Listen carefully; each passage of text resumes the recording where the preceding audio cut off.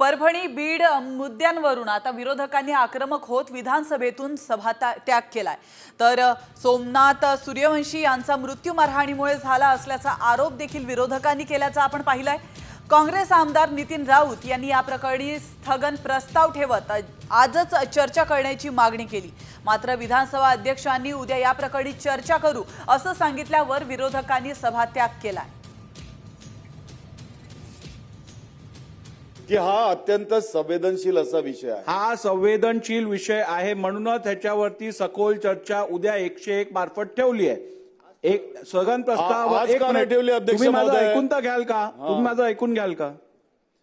स्थगन प्रस्तावावरती विरोधी पक्षातले सदस्य बोलतात, मांडतात, परंतु याच्यावरती चर्चा होणं आवश्यक आहे। शासनाला याच्यावरती उत्तर द्यायचं आहे। या चर्चेत शासनाच्या सत्तारूढ पक्षाच्या बाजूच्या सदस्यांना पण सहभाग घ्यायचा आहे।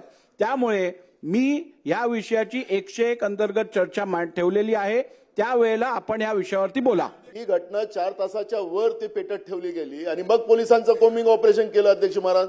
मग शासन निर्मित होतं का ते कोमिंग ऑपरेशन? अध्यक्ष महाराज, ही जेव्हा चर्चा होईल, राज्यात सरकारकडून उत्तर येईल, तेव्हा राज्याच्या लोकांना ठीक आहे, आश्वस्त मिळेल अध्यक्ष महाराज। तर राज्य या संदर्भातली सखोल चर्चा उद्या आपण 101 अन्वय घेऊ।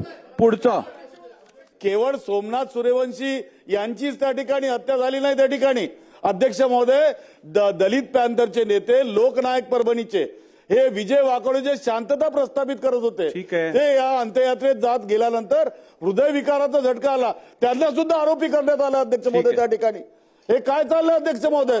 कोणी ही उद्या आपण चर्चा घेऊ। या मागे कोण आहे अध्यक्ष महोदय? संतोष दानवे, औचित्य दे, अभिमन्यू पवार।